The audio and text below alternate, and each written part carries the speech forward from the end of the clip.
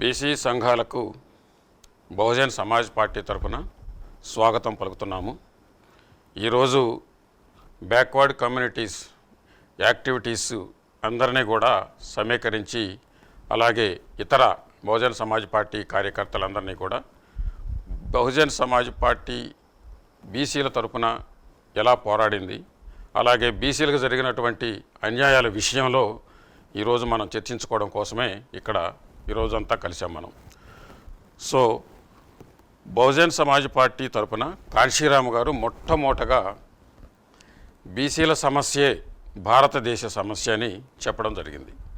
బీసీల సమస్యే భారతదేశ సమస్య అవుతుందని ఎందుకు చెప్పారంటే, దాదాపుగా మన జనాభాలో 50% పైగా ఉన్నటువంటి బీసీలను అభివృద్ధికి దూరంగా ఉంచడం మూలంగా ఈ భారతదేశం వెనుకపడిపోయింది అనే ఉద్దేశంతో బీసీల సమస్య భారతదేశ సమస్య అని కాంశీరామ్ గారు వెలుగెత్తి చాటడం జరిగింది. ఇది 1970లో ఆయన ఈ చరిత్ర మొత్తాన్ని వివరంగా బహుజన్ సమాజ్ పార్టీ తరఫున భారతదేశం అంతా తిరిగి ప్రచారం చేయడం జరిగింది. సో మిత్రులారా, ఆ సందర్భంగానే ఆ విషయాలను ఈరోజు చర్చించుకోవడం కోసం మనం ఈ సమావేశాన్ని ఏర్పాటు చేశాము. బీసీల కోసం భారతదేశంలో మొట్టమొదటగా పోరాడినటువంటి వ్యక్తులు ఎవరంటే, ఫస్ట్ ఛత్రపతి సాహు మహారాజ్ గారు, అలాగే పెరియార్ రామస్వామి నాయకర్ గారు, డాక్టర్ బాబాసాహెబ్ అంబేద్కర్, మాన్యవర్ కాంశీరామ్ గారు. ఈ నలుగురు పోరాడిన విషయం చాలామంది బీసీలకి తెలియదు, ఎస్సీలకి తెలియదు, అలాగే మైనార్టీలకి తెలియకపోవచ్చు. కానీ ఇవాళ దీని విషయంలో మనం చాలా డీటెయిల్డ్గా తెలుసుకోవాల్సినటువంటి అవసరం ఉంది. కనుక ఇవాళ ఒక్కొక్కళ్ళు మనకి ఈ బీసీల విషయంలో ఏ రకంగా వాళ్ళు తమ ప్రయత్నాలు చేసి వీళ్ళని ముందు మెయిన్ స్ట్రీమ్లోకి తీసుకురావడానికి ప్రయత్నించారనే దాన్ని మనం ఇవాళ మాట్లాడుకుందాం. సో మొట్టమొదటగా కాంశీరామ్ గారు ఏమన్నారో ఒకసారి చూడండి. అంటరాని కులాలుగా ముద్రపడి వెలివాడల్లో బతుకు నీడ్చి వారి జీవన ప్రమాణాలను పెంచేందుకు మొట్టమొదటగా పోరాటం చేసిన వారు బీసీ కులస్తులే. ప్రస్తుతం వాళ్ళు మనువాదపు ప్రభావంలో మనుగడ సాగిస్తున్నారు. వారిని ప్రధాన స్రవంతిలోకి తీసుకొచ్చే బాధ్యత అంబేద్కర్ ద్వారా చైతన్యమైన ఎస్సీ ఎస్టీలదే. ఇది మీకు బాగా అర్థమై ఉంటుంది. భారతదేశంలో అంటరాని కులాలుగా ముద్రపడినటువంటి ఎస్సీ కులాలు, ఎస్టీ కులాలు వెలివాడల్లో ఊరికి దూరంగా ఉన్న వాళ్ళని మొట్టమొదటగా చైతన్యం చేసింది బీసీ కులస్తులు. వాళ్ళ యొక్క పోరాటాల ద్వారా ఈ భారతదేశంలో ఈ వ్యవస్థలన్నింటినీ మార్పు కోసం పోరాటం చేసిన వాళ్ళు బీసీ కులస్తులు. అలాగే ఇవాళ బీసీలు మనువాదపు ప్రభావంలో పడిపోయి మెయిన్ స్ట్రీమ్కి దూరంగా ఉన్నారు, ప్రధాన స్రవంతికి. కాబట్టి వాళ్ళని మళ్ళీ ప్రధాన స్రవంతిలోకి తీసుకొచ్చే బాధ్యత ఎవరిదంటే, బీసీల ద్వారా చైతన్యవంతమై అలాగే డాక్టర్ బాబాసాహెబ్ అంబేద్కర్ ఇచ్చినటువంటి రాజ్యాంగం ద్వారా హక్కులు పొంది చైతన్యవంతమైనటువంటి ఎస్సీ ఎస్టీలదే ఆ బాధ్యత అని కాంశీరామ్ గారు చెప్పడం జరిగింది. సో అంటే ఎస్సీల కోసం బీసీలు, బీసీల కోసం ఇప్పుడు ఎస్సీలు చేయాలనేది సింపుల్గా మనం చెప్పుకోవాల్సినటువంటి అంశం. ఇది కాంశీరామ్ గారు చెప్పినటువంటి మొట్టమొదటి అంశం.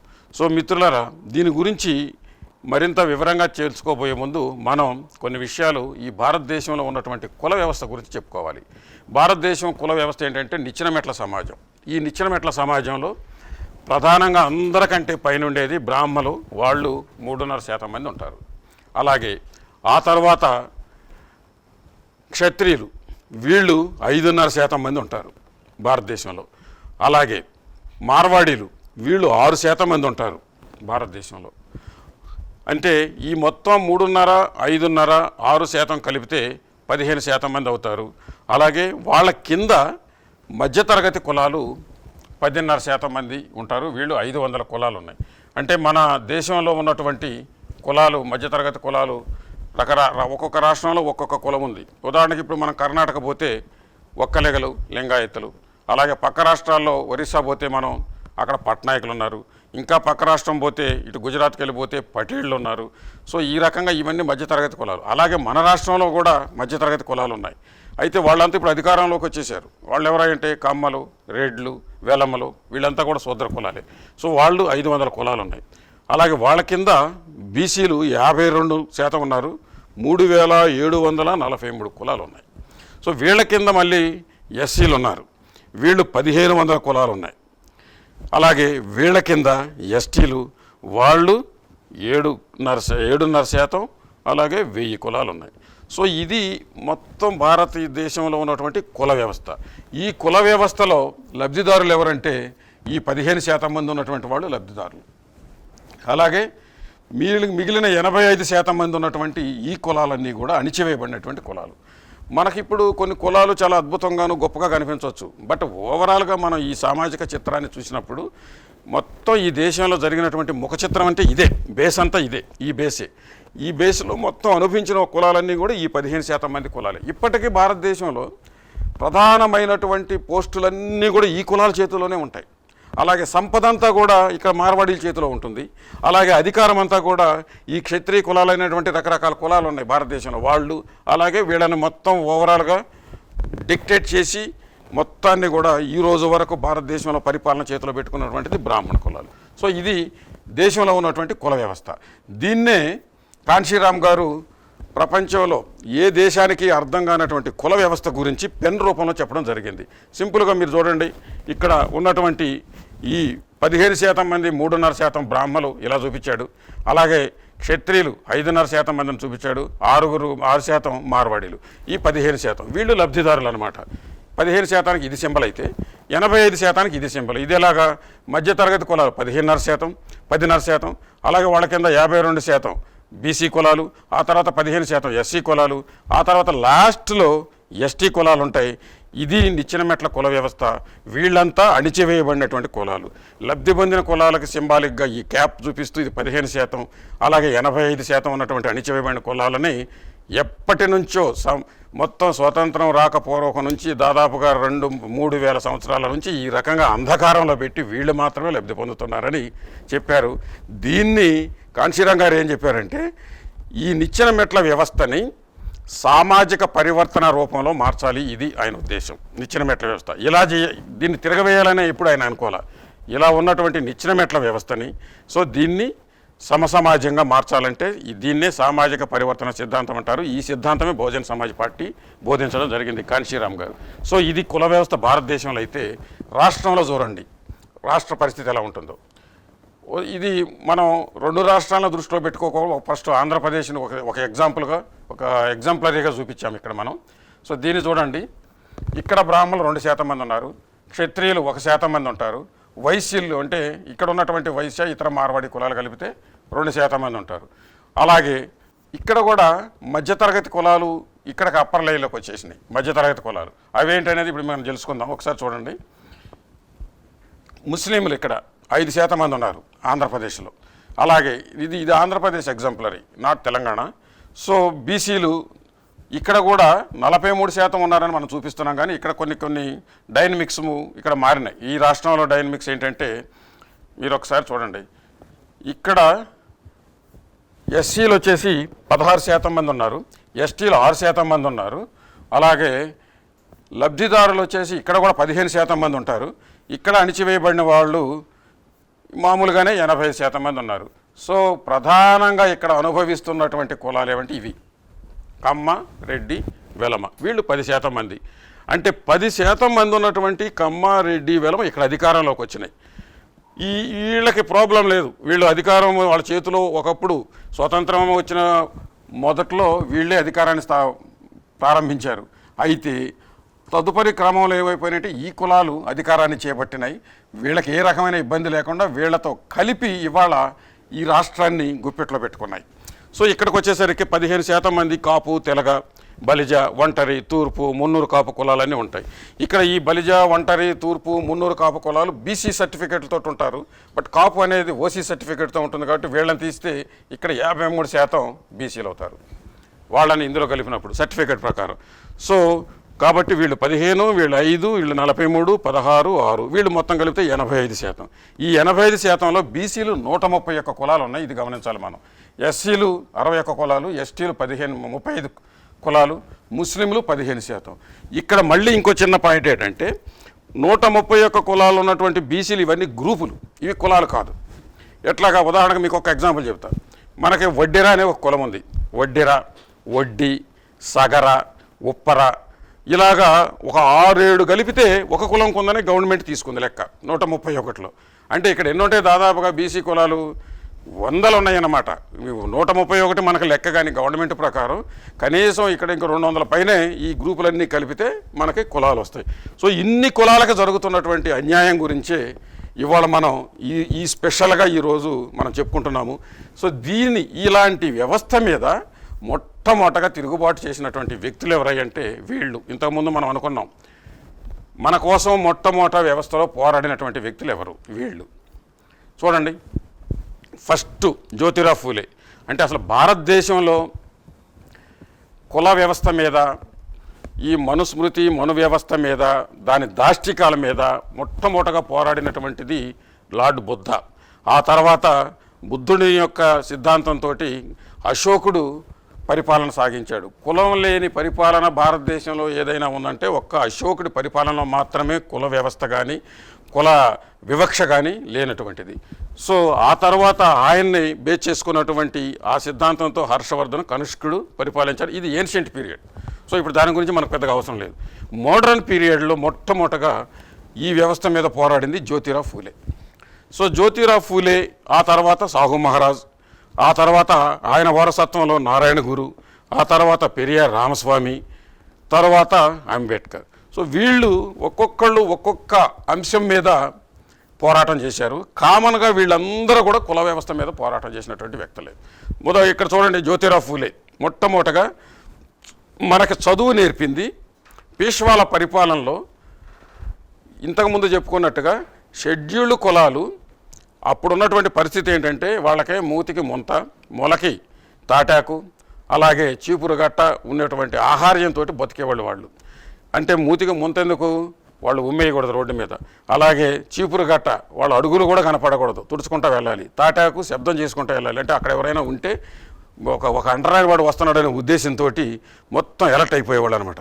అలాంటి వ్యవస్థలో పీష్వాలు పరిపాలన చేశారు. ఆ వ్యవస్థను కంటిన్యూ చేసుకుంటా దాని మీద మొట్టమొదట తిరుగుబాటు చేసినటువంటి జ్యోతిరావు ఫూలే 1848లో తన పోరాటం ప్రారంభించాడు. దీనికి ఒక సంఘటన ఉంది. ఈ పోరాటం ప్రారంభించినప్పుడు జరిగిన సంఘటన ఏంటంటే ఒకరోజు ఫూలే గారు తన బ్రాహ్మణుడి మిత్రుడి పెళ్లికి వెళితే అక్కడ ఆయన అవమానించారు. శూద్ర కులస్థుడైనటువంటి ఒక వ్యక్తి బ్రాహ్మణుల పెళ్లికి రావడం అవమానంగా భావించినటువంటి వీళ్ళు ఆయన్ని అక్కడి నుంచి అవమానించి తరిమేశారు. దాంతో ఫూలే పక్కనే ఉన్నటువంటి పూనా పట్టణంలో ఆయన ఉండేది. పూనాలో ఉన్నటువంటి మూలా ముఠా అనే 2 ఉపనదుల సంగమం దగ్గర కూర్చొని బాధపడుతున్నప్పుడు ఆ పక్కనే ఉన్నటువంటి ఇంతకుముందు మనం చెప్పుకున్నటువంటి అంటరాని కులాలు ఎవరైతే ఉన్నారో, మహారులు లేక మాంగులు, వాళ్ళు అటు వెళుతూ ఆయన చూసి నవ్వుతూ ఉన్నారంట. నవ్వుతున్నప్పుడు ఆయన కలిగినటువంటి ఆలోచన ఏంటంటే, వీళ్ళు ఇంత భయంకరంగా ఉన్నారు, అయినా కానీ వాళ్ళు హ్యాపీగా వెళ్ళగలుగుతున్నారు. నేను చదువుకున్నాను, నాకు ఇంగ్లీష్ వచ్చు, నేను ధారాళంగా ఉపన్యాసం చేసి ఎవరినైనా ఏదైనా విషయంలో ఒప్పించగలను. అలాంటి వ్యక్తినైనటువంటి నన్ను అవమానిస్తే నేను ఈరోజు చాలా తీవ్రంగా బాధపడుతున్నా. కానీ వీళ్ళు ఇలాంటి పరిస్థితుల్లో కూడా ఎలా ఉండగలుగుతున్నారు, ఎలా నవ్వగలుగుతున్నారు అని ఆలోచించినప్పుడు ఆయనకి కలిగినటువంటి స్పార్క్ ఫలితం ఏంటంటే, వాళ్ళకి చదువు లేదు కాబట్టి జ్ఞానం లేదు కాబట్టి ఆలోచన లేదు, ఆలోచించలేదు కాబట్టి వాళ్ళకి జరిగినటువంటి అవమానాన్ని భరిస్తున్నారు. కనుక వాళ్ళకి చదువు నేర్పాలి అనే ఉద్దేశంతో తాను తీసుకున్నటువంటి నిర్ణయం 1848లో ఆయన మొట్టమొదటగా ఈ కులాల కోసం బడులు పెట్టడం. ఆ తర్వాత లేడీస్, ఆ రోజున స్త్రీలకి ఘోషా పద్ధతి ఉంటుంది కాబట్టి ఏ కులంలో ఉన్నటువంటి స్త్రీలు అయినప్పటికీ కూడా వాళ్ళు చదువుకోవటానికి ముందుకు రారనే ఉద్దేశంతో జ్యోతిరావు ఫూలే తన భార్య సావిత్రిబాయి ఫూలేకి విద్య నేర్పి ఆమెకు ట్రైనింగ్ ఇచ్చి ఆమె ద్వారా ఆడవాళ్లకు కూడా స్కూళ్ళు పెట్టించాడు. ఆ రకంగా సత్యశోధక్ సమాజ్ అనే ఒక సమాజ్ తన మిత్రులతోటి స్థాపించి దాదాపుగా 60కి పైగా స్కూళ్ళు ప్రారంభించాడు జ్యోతిరావు ఫూలే మన కోసం. అంత గొప్ప త్యాగం చేశాడు. ఫలితంగా బ్రాహ్మలు ఆయన తండ్రి మీద ఒత్తిడి తీసుకొచ్చారు, గోవిందరావు ఫూలే మీద. ఆయన్ని ఇంట్లో నుంచి వెళ్ళగొట్టారు, కుల బహిష్కరణ చేశారు. అలాంటి పరిస్థితుల్లో జ్యోతిరావు ఫూలేని మళ్ళీ ఈ అంటరాని కులాలే ఆదుకొని అక్కడ ఆయన నివసించేటట్టుగా ఏర్పాట్లు చేసి ఆయన ద్వారా ఆయన పోరాటానికి ఆయన పోరాటానికి అవకాశాన్ని వాళ్ళు కూడా సపోర్ట్ చేయడం జరిగింది. అలాంటి పరిస్థితుల్లోనే ఈయన కుల వ్యవస్థ మీద తిరుగుబాటు చేసి మన కోసం త్యాగం చేశాడు. పిల్లల్ని కనకుండా నిర్ణయం తీసుకున్నాడు. విధవరాండ్రైనటువంటి బ్రాహ్మణ పిల్లల్ని కుర్రవాడిని పెంచుకోవడం జరిగింది ఆయన. ఎందుకంటే ఆ రోజులో బ్రాహ్మణులకు స్త్రీలకి ఈ 5 ఏళ్ళు 8 ఏళ్ళు ఉన్నప్పుడే పెళ్ళిళ్ళు చేసేవాళ్ళు. పెళ్లి చేసుకునే మగవాళ్ళు మాత్రం 50 ఏళ్ళు 60 ఏళ్ళు ఉండేది. దాంతో ఆడపిల్లలు వయసు వచ్చేసరికి భర్తలు చనిపోయేవాళ్ళు. ఆ రకంగా వాళ్ళకి జరిగినటువంటి సంతానం వాళ్ళ వైధవ్యంలో కూడా ప్రాప్తించినటువంటి సంతానంలో వచ్చినటువంటి ఒక వ్యక్తినే ఆయన అనాథ శరణాలయాలు స్థాపించి ఆ అనాథ శరణాలయాల ద్వారానే ఒక పిల్లాడిని అంటే బ్రాహ్మణ పిల్లాడిని పెంచుకోవడం జరిగింది. అంత గొప్ప త్యాగం చేసినటువంటి వ్యక్తి జ్యోతిరావు ఫూలే. ఆయన బ్రాహ్మణిజం మీద పోరాటం చేశాడు. ఆ రోజుల్లోనే భట్జీ, లాడ్జీ, సేట్జీ అంటే సేట్జీ అంటే మార్వాడీలు, లాడ్జీ అంటే క్షత్రియులు, భట్జీ అంటే బ్రాహ్మలు. వీళ్ళకి వ్యతిరేకంగానే తను పోరాటం చేశాడు ఎలాంటి సౌకర్యాలు లేని రోజుల్లో. ఆ తర్వాత ఆయన యొక్క వారసత్వాన్ని సాహు మహారాజ్ కొనసాగించాడు. ఆయన ఏం చేశాడు? చదువుతో పాటు హాస్టల్స్ నిర్మించాడు. ఆ తర్వాత వ్యాపారాలు చేయటం నేర్పాడు. రిజర్వేషన్లు ఇచ్చాడు. కుల వ్యవస్థపై పోరాటం చేశాడు. సో ఈయన చదువు చెబితే ఆ చదువుతో పాటు హాస్టల్స్ వీళ్ళకి తిండి కూడా కావాలని అంటరాని కులాల కోసం హాస్టల్స్ నిర్మించాడు. సో ఈయన్ని మహానుభావుడు ఈయన్ని మన ప్రజలు మహాత్మా అనే బిరుదుతోటి గౌరవించారు. ఎవరిని? జ్యోతిరావు ఫూలేని. మహాత్మా అనే బిరుదు ఇవ్వడానికి కారణం ఏంటంటే ఆయన చేసినటువంటి పనులన్నీ కూడా శాశ్వతంగా నిలబడాలని మన మహారాష్ట్రలో ఉన్నటువంటి ప్రజలందరూ కలిసి 1888 మే 10వ తారీఖున బాంబేలో అందరూ కలిసి మహాత్ముడని బిరుదిచ్చారు. అందుకే ఆయన మహాత్మా ఫూలే అయ్యాడు. సో ఆయన వారసత్వంలో వచ్చినటువంటి మహాపురుషుడు సాహు మహారాజ్. ఈయన రాజు అంటే ఈయనకే ప్రాబ్లం లేదు. ఆయన రాజే, రాజు అంటే రాజే. కానీ బ్రాహ్మణుల ద్వారా మాత్రం ఆయన కూడా సమస్యను ఎదుర్కొన్నాడు. ఆయన ఎలా ఎదుర్కొన్నాడు? ఆయన పట్టాభిషేకం చేసేటప్పుడు బ్రాహ్మణులు ఆయన్ని అవమానించారు. మంత్రోచ్చారణ చేసే విషయంలో ఆయన్ని దూరంగా పెట్టి నువ్వు శూద్రుడు కాబట్టి మేము దగ్గరగా రావాల్సినటువంటి పరిస్థితి లేదనేసరికి ఆయన అవమానంతో కుంగిపోయాడు. నా కొలువులో బతుకుతున్నటువంటి బ్రాహ్మణులు నన్ను పట్టాభిషిక్తుని చేసే పరిస్థితుల్లో కూడా వాళ్ళు నాకు సహకరించకుండా నన్ను దూరంగా పెట్టారంటే ఎంత దుర్మార్గమైనటువంటి వ్యవస్థ నడుస్తుందనుకొని వీళ్ళు రాజునే ఇంత అవమానించారు, రాజుగా ఉన్న నన్నే, మరి ఇతర కులస్తుల్ని సామాన్యుల్ని ఏ రకంగా హింసిస్తున్నారని ఆలోచించిన సందర్భంలో ఆయనకు కలిగినటువంటి ఆలోచన ఏంటంటే మొట్టమొదటగా భారతదేశంలో ఇతర కులాల గురించి ఆలోచించి వాళ్ళ కోసం రిజర్వేషన్లు కల్పించాలనే ఉద్దేశంతో తన కొలువులో ఉన్నటువంటి బ్రాహ్మణుల్ని 50% మందిని తీసేసి ఆ 50% మందిలో మిగిలిన కులాలకే ఉద్యోగ అవకాశాలు ఇచ్చాడు, పని కల్పించాడు. అలాగే తన సైన్యంలో చేర్చుకున్నాడు. అలాగే తన రాజప్రాసాదంలో కానీ ఇతర తోటల్లో కానీ ఇంకా ఇతర విషయాల్లో కానీ ఆయన వాళ్ళందరికీ ఉద్యోగాలు ఇచ్చి, ఎందుకంటే వాళ్ళకి చదువు లేదు కాబట్టి వాళ్ళకి అవకాశం ఉన్న ప్రతి చోట ఉద్యోగాలు కల్పించి 50% రిజర్వేషన్లు ఇచ్చినాడు. 50% రిజర్వేషన్లు ఇచ్చినటువంటి పరిస్థితిలో ఈయనకి బాలగంగాధర్ తిలక్ అనే ఒక బ్రాహ్మణ నాయకుడు ఈయనకి దేడి దిమాక్ అని పేరు పెట్టాడు. దేడి దిమాక్ అంటే బుర్ర తక్కువవాడని. అంటే ఒక్కసారిగా బ్రాహ్మణులకి కొలువులు తీసేసేసరికి తట్టుకోలేక మనకి బాలగంగాధర్ తిలక్ గురించి చరిత్రలో చెప్పారు తప్ప ఈయన గురించి చరిత్రలో మనకు చెప్పాల. ఎందుకంటే ఈయన మన కోసం పోరాడాడు, సామాన్యుల కోసం, చిన్న కులాల కోసం, అలాగే అంటరాని కులాల కోసం పోరాడిన వ్యక్తి కాబట్టి ఈయన గురించి చరిత్రలు ఎక్కడా రాయలేదు. సో అలాంటి నేపథ్యం ఉన్నటువంటి ఈ మహనీయుడు మన కోసం వ్యాపారాలు కూడా చేయించాడు. గంగారాం కాంబ్లే అని ఒక అంటరాని కులస్తులతో ఒక టీ స్టాల్ పెట్టించాడు. టీ స్టాల్ పెట్టిస్తే అంటరాని కులస్తుల దగ్గర ఎవరు టీ తాగుతారండి టీ స్టాల్లో? సో అది గమనించినటువంటి రాజుగారు ఏం చేశాడంటే ఆయనే రోజు బయటకు వెళ్ళేటప్పుడు ఒక టీ తాగటం ప్రారంభించాడు. ఎక్కడ? గంగారాం కాంబ్లే టీ స్టాల్లో. దాంతో రాజుగారే తాగుతున్నారనే ఉద్దేశంతో అప్పటి వరకు ఆ టీ స్టాల్ దగ్గరికి ఎవరో రాకపోయినా ప్రజలు పోటెత్తి అక్కడ టీ తాగడం మొదలేశారు. అంటే రాజుగారు తలుచుకుంటే ఏదైనా చేయొచ్చు అనడానికి ఎగ్జాంపుల్ ఇదనమాట. అదొక్కటే కాదు, ఆనాడు రిజర్వేషన్లు ఆయన తన పుట్టినరోజు అయినటువంటి 1902 జూన్ 26వ తారీఖున అఫీషియల్గా ప్రకటించినప్పుడు ఆయన అందరూ వ్యతిరేకిస్తే ఆయన ఒక చిన్న ప్రయోగం చేశాడు.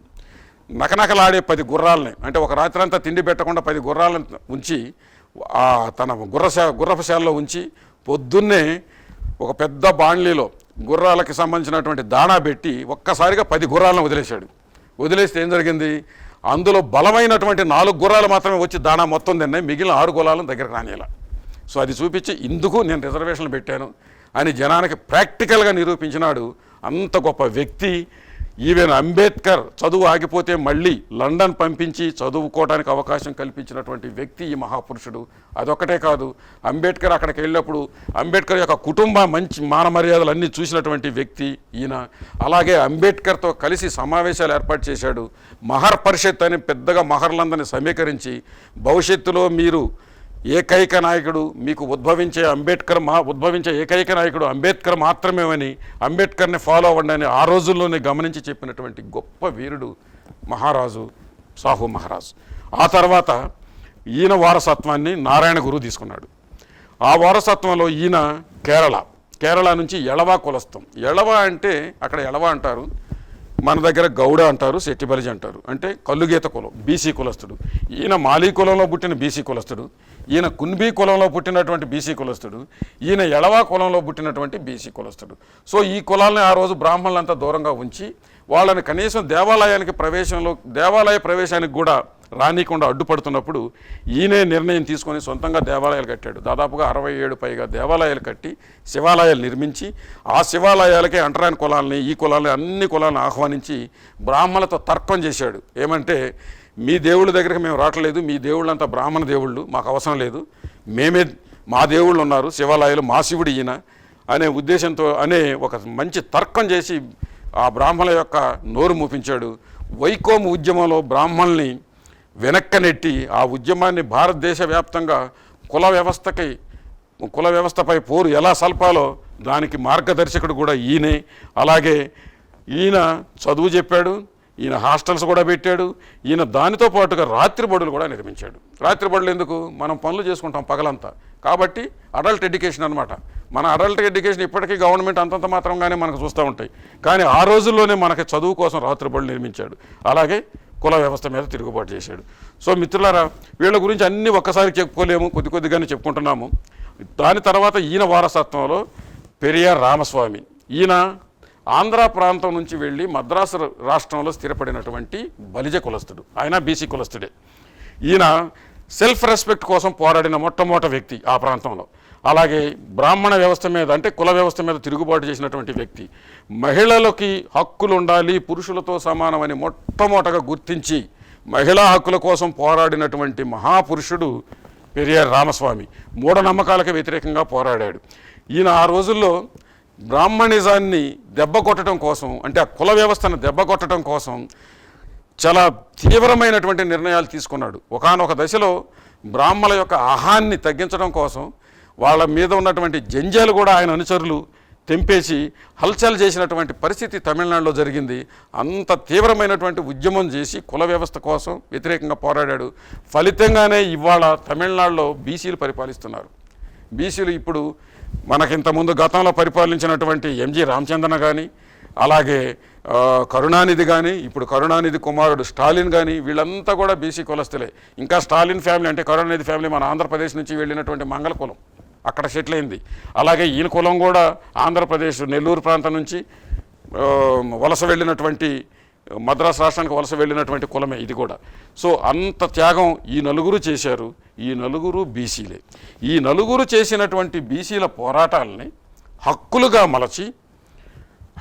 మలచి అవన్నీ కూడా రాజ్యాంగంలో పొందుపరిచినాడు డాక్టర్ బాబాసాహెబ్ అంబేద్కర్. మొత్తం వీళ్ళు చేసిన ప్రతి పోరాటాన్ని హక్కులుగా మలిచి వాటినన్నింటినీ ప్రాథమిక హక్కులుగాను, అలాగే ఆదేశిక సూత్రాలుగాను, ఇంకా ఇతర రూపాల్లో కానీ అనేక రూపాల్లో రాజ్యాంగంలో పొందుపరిచి పటిష్టంగా దాన్ని ఎవరో కూడా కదల్చలేని పరిస్థితుల్లో ఆయన అంబేద్కర్ తయారు చేయడం జరిగింది రాజ్యాంగాన్ని. ఆయన కూడా రిజర్వేషన్లు అంబేద్కర్ రాజ్యాంగంలో పొందుపరిచాడు. కుల వ్యవస్థ వ్యతిరేకంగా రాజ్యాంగంలో రాయడం జరిగింది. అలాగే బుద్ధిజం స్వీకరించాడు. రాజ్యాంగం ద్వారా హక్కులు ప్రసాదించడమే కాకుండా రాజకీయ హక్కులు కూడా ఆయన వాటి కోసం కూడా పోరాడాడు. ఒక్కసారి మీరు అబ్జర్వ్ చేస్తే ఈ హక్కులన్నీ రాజ్యాంగంలో నిజంగా ఎలా వచ్చినాయి అనే దానికి మీకు ఒక చిన్న స్లైడ్ వేస్తే మీకు అర్థమవుతుంది, చూడండి. సో ఇవన్నీ కూడా వీళ్ళందరూ చేసిన పోరాటాన్ని చరిత్ర నుంచి బయటికి తీసి దాన్ని రాజకీయ అధికారంగా మలిచినటువంటి వ్యక్తి మాన్యవర్ కాన్షీరామ్ గారు. సో ఈ మొత్తం మహాపురుషులు పోరాడినటువంటి అంశాలు ఏవైతే ఉన్నాయో అవన్నీ కూడా హక్కులుగా మలిచి డాక్టర్ బాబాసాహెబ్ అంబేద్కర్ రాజ్యాంగంలో పొందుపరిచాడు. ఆ తర్వాత వాటిని అన్నింటినీ రాజ్యాంగంలో పొందుపరిచినటువంటి అంశాలు ఆదేశక సూత్రాల్లోనూ అలాగే ప్రాథమిక హక్కుల్లోనూ అనేక రూపాల్లో రాజ్యాంగంలో ప్రతిబింబించినాయి. అవి మనం క్లియర్గా మనకి ఒక్కసారి అర్థం చేసుకుందాం. చూడండి, ఇక్కడ ఇవి రాజ్యాంగంలో ఉన్నటువంటి అంశాలు.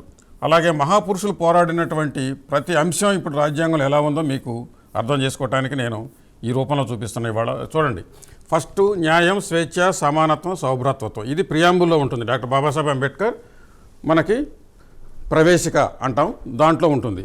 సో అవన్నిటి కోసం వీళ్ళు పోరాడారో లేదో మనం అర్థం చేసుకోవాలి ఇప్పుడు. అలాగే కులాన్ని నిర్మూలించాలని రాజ్యాంగంలో ఉంటుంది. అది వీళ్ళందరూ కూడా కులం నిర్మూలన కోసమే పోరాడారు. అలాగే మతరహిత లౌకిక రాజ్యాంగం అందరూ అదే పోరాటం చేశారు.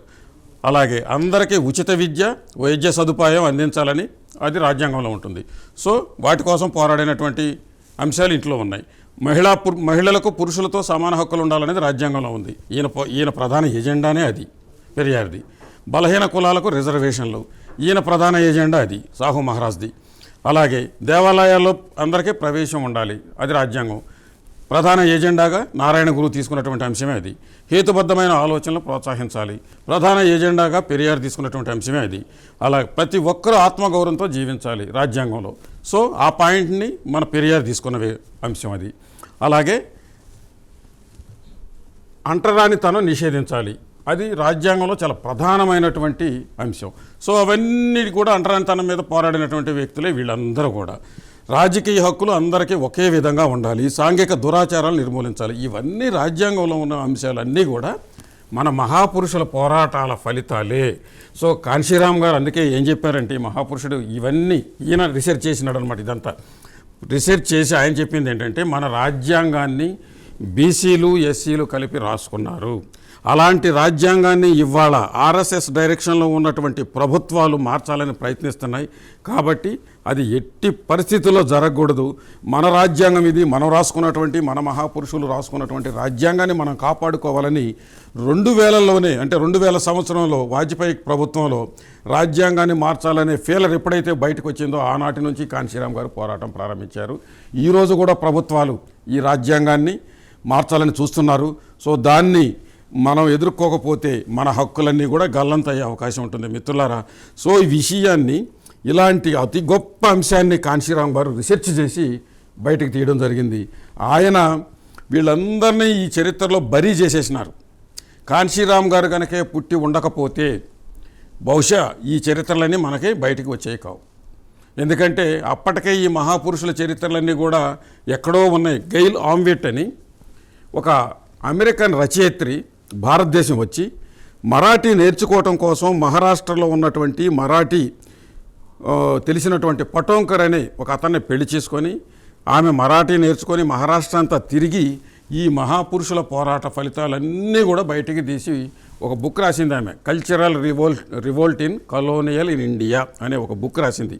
అలాంటి చరిత్ర బయటకు తీసినటువంటి అమెరికన్ రచయిత ఏ బయాస్ లేకుండా ఇవన్నీ కూడా బయట పెట్టిన అంశాన్ని కాన్షీరామ్ గారు దాన్ని పట్టుకొని దాన్ని బయటకు తీసి, ఈవెన్ ఈయన చేసినటువంటి పోరాటాల్లో కేడర్ క్యాంపులో ఆ గెయిల్ ఆమ్వెట్ను కూడా ఆహ్వానించి ఆమె ద్వారా అనేక విషయాలు బహిర్గతం చేసి, ఈ రాజ్యాంగం మనది, మనం రాసుకున్నటువంటి రాజ్యాంగం, మన రాజ్యాంగాన్ని మనం కాపాడుకోవాలని వెలుగెత్తి చాటినటువంటి మహాపురుషుడు. ఆయన పోరాటం ఇవన్నీ మనం కాపాడుకోవాలనుకుంటే మనకి చేతిలో అధికారం ఉండాలి, మనం రాజ్యాధికారాన్ని స్థాపించుకోవాలి. కనుకనే ఈరోజు బహుజన్ సమాజ్ పార్టీ ఉద్యమం మహాపురుషుడైనటువంటి మహాత్ముడు మన మహాత్మా ఫూలే ప్రారంభించినటువంటి ఉద్యమానికి కొనసాగింపేనని కాన్షీరామ్ గారు పదే పదే చెప్పడం జరిగింది. సో మిత్రులారా, ఇప్పుడు మళ్ళీ మనం బీసీల విషయంలోకి వచ్చేసరికి మనం చరిత్రకు ముందు ఏం జరిగిందనేది సింపుల్గా చెప్పుకుందాం. ఒకసారి 1902లో ఛత్రపతి సాహు మహారాజు బ్రాహ్మణేతరులకు 50% రిజర్వేషన్ కల్పించాడు. ఆ తర్వాత 1918లో మైసూరు రాష్ట్రంలో Krishnaraju Wadiyar Mysore chief justice Leslie Miller ఇచ్చిన రిపోర్ట్ను అనుసరించి 50% రిజర్వేషన్లు ఆయన సాహు మహారాజు యొక్క స్ఫూర్తితోటి మైసూరు రాజు కూడా కల్పించాడు. ఆ తర్వాత మద్రాస్ ప్రొవిన్స్లో 1921 సెప్టెంబర్ 16లో పానగల్ రాజా ఆధ్వర్యంలోని జస్టిస్ పార్టీ బ్రాహ్మణేతరులకు 84% రిజర్వేషన్లు కల్పించింది. మొదటి కమ్యూనల్ జీవో నెంబర్ 613 ప్రకారం అమలు పరిచినటువంటి రిజర్వేషన్ల శాతం బ్రాహ్మణేతర హిందువులకు 44%, బ్రాహ్మణులకు 16%, ముస్లింలకు 16%, ఆంగ్లో ఇండియన్స్ మరియు క్రైస్తవులకు 16%, అలాగే షెడ్యూల్డ్ కులాలకు 8%. ఇది మొట్టమొదటి జరిగింది. ఇక్కడ బ్రాహ్మణేతర హిందువులకు 44% అన్నది ఇవాళ రిజర్వేషన్లు వ్యతిరేకిస్తున్నటువంటి కమ్మలో రెడ్లు కూడా అనుభవించిన వాళ్ళు అనే పాయింట్ మనం ఇక్కడ గుర్తుపెట్టుకోవాలి. ఎందుకంటే కమ్మలని ఎన్లైట్ చేసినటువంటి త్రిపురనేని రామస్వామి, అలాగే ఆయన అనుచరుడైనటువంటి కట్టమంచి రామలింగారెడ్డి, వీళ్ళంతా కూడా ఇదిగో ఈ జస్టిస్ పార్టీలో పనిచేసిన వాళ్ళే, పానగల్ రాజ్య ఆధ్వర్యంలో ఉన్నటువంటి జస్టిస్ పార్టీలో పనిచేసిన వాళ్ళే, వాళ్ళు కూడా అనుభవించారనేది మనం ఇక్కడ ఒక పాయింట్ మనం తెలుసుకోవాల్సినటువంటి అవసరం ఉంది. సో అలాగే ఇది స్వాతంత్రానికి ముందు.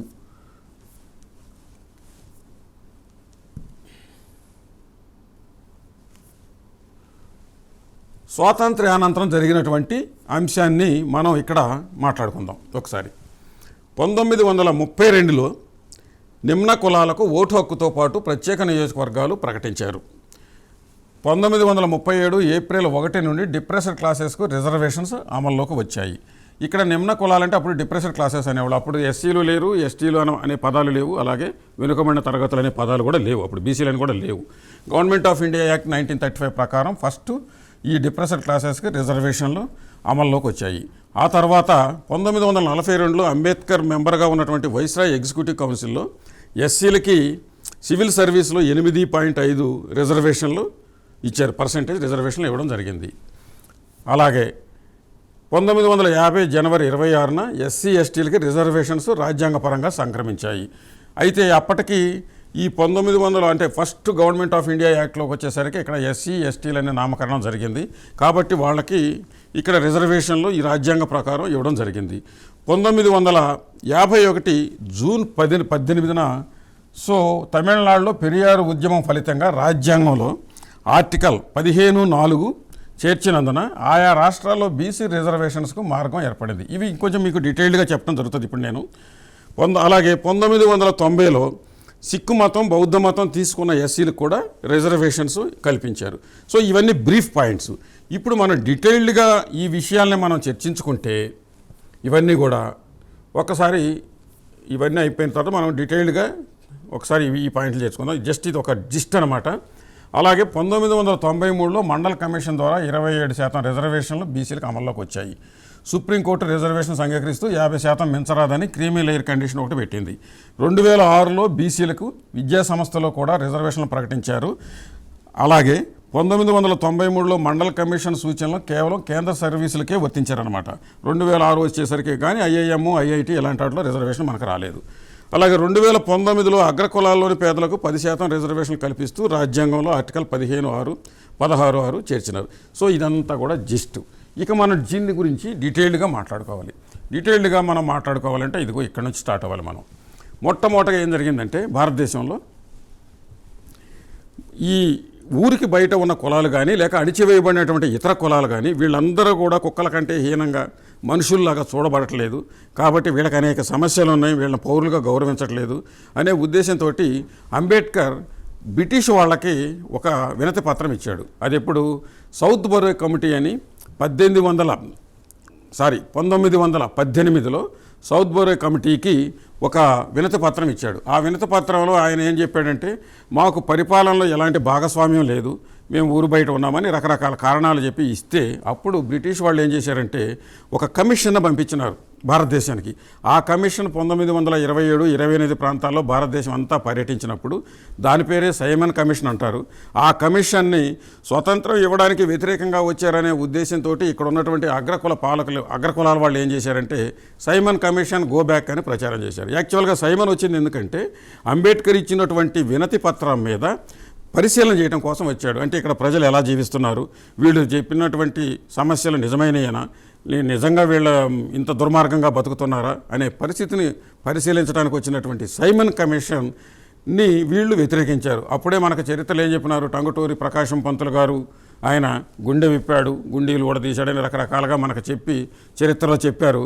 అయితే అవన్నీ కూడా వీళ్ళకి చాలా తెలివిగల బ్రాహ్మణులు కాబట్టి వాళ్ళకి ముందే తెలుసు సైమన్ కమిషన్ ఎందుకు వచ్చాడు, ఎవరి కోసం వచ్చాడు అనేది. అందుకే వాళ్ళు వ్యతిరేకించారు. యాక్చువల్గా వచ్చింది వాళ్ళు డిప్రెస్డ్ క్లాసెస్ యొక్క సమస్యల్ని పరిశీలించడం కోసం కమిషన్ వచ్చింది. ఆ కమిషన్ ఇచ్చిన రిపోర్టు మేరకు రామ్సే మెక్డొనాల్డ్ అని ఈ బ్రిటిష్ గవర్నమెంట్ తరఫున మొదటి రౌండ్ టేబుల్ సమావేశానికి భారతదేశం నుంచి ప్రతినిధుల్ని పిలిపించాడు. దాదాపుగా 59 మంది ఆ రోజున వెళ్ళారు ఆహ్వానిస్తే.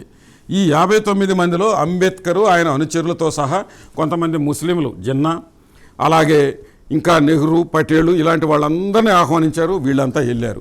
అయితే మొట్టమొదటి రౌండ్ టేబుల్ సమావేశం 1930 నవంబర్ నెల 12వ తారీఖున ప్రారంభమైతే దానికి మన గాంధీ గారు వెళ్ళలేదు. గాంధీ గారు ఎందుకు వెళ్ళలేదు? ఆయనకు తెలుసు వీళ్ళు ఎందుకు పిలిచారనేది. ఈ సైమన్ కమిషన్ ఇచ్చిన రిపోర్టు మీద డిస్కషన్ కోసం ఇచ్చారు కాబట్టి సైమన్ కమిషన్ ఎందుకు వచ్చింది, ఏం చేసినా వాళ్ళకి తెలుసు కాబట్టి ఆయన వెళ్ళాల. అయితే దాన్ని అవకాశంగా ఉపయోగించుకోవటం కోసం అని కాదు కానీ, బట్ అంబేద్కర్ ఏం చేశాడంటే, మాకు ఓటు హక్కు లేదు, ఇక్కడ ప్రజలకు ఎవరికి ఓటు హక్కు లేదు భారతదేశంలో, కేవలం చదువుకున్న వాళ్ళకు ఉంది, అలాగే ల్యాండ్ లార్డ్స్కి ఉంది, కొంతమంది ముస్లింలకు ఉంది, మరికొద్దిమంది సెలెక్టెడ్ రాజాలు ఇలాంటి వాళ్ళకి మాత్రమే ఉంది తప్ప మిగిలిన వాళ్ళకి ఓటు హక్కు లేదు, మాకందరికీ ఓటు హక్కు కావాలి ఒక డిమాండ్ పెట్టాడు మొదటి రౌండ్ టేబుల్ సమావేశంలో. రెండో పాయింట్ ఏం చేశాడు, మేము ఊరు బయట జంతువుల కంటే హీనంగా ఉన్నాం కాబట్టి మాకు పరిపాలనలో భాగస్వామ్యం కావాలి. పరిపాలనలో భాగస్వామ్యం కావాలంటే మేము అందరితో కలిసి ఓట్లు మాకు వేసుకునే హక్కు కానీ అవకాశాలు ఇవ్వరు కాబట్టి మాకు ప్రత్యేక నియోజకవర్గాలు కావాలి. ఎవరికి కావాలి? అటు అంటరాని వాళ్ళకి కానీ, అలాగే హిందూ కులాల్లో ఇతరులకు కానీ, అంటే బీసీలు అవుతారు, అందరికీ కావాలి. కాబట్టి ఈ ప్రత్యేక నియోజకవర్గాలు ఇస్తే మా ఓటు మేము వేసుకొని ఎవరితో సంబంధం లేకుండా మమ్మల్ని మేము పరిపాలించుకుంటాం మా ప్రాంతాలని అనేది ఆయన యొక్క ఉద్దేశం. సో ఆ ఉద్దేశంతో ప్రత్యేక నియోజకవర్గాలు కోరుకున్నాడు.